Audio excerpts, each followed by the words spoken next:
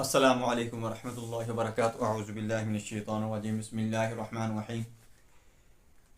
दोस्तों, आपको जादू करके खिलाया जाता है या पिलाया जाता है तो आपके पेट के अंदर शदीद किस्म का दर्द रहना शुरू हो जाता है।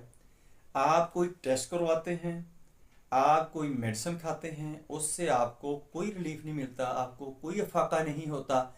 जब आप टेस्ट करवाते हैं तो लेबॉरेटरी वाला डॉक्टर हजरा जो है आपको कहते हैं आप बिल्कुल नॉर्मल हैं, आपको कोई मसला नहीं है। अगर कोई मसला नहीं है तो फिर आपके पेट में दर्द क्यों है?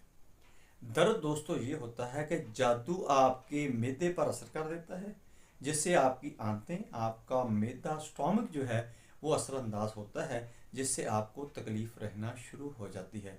आपको अजीबो गरीब किस्म के ख्वाब आने शुरू हो जाते हैं, जिसके अंदर कभी आप उड़ रहे हैं, कभी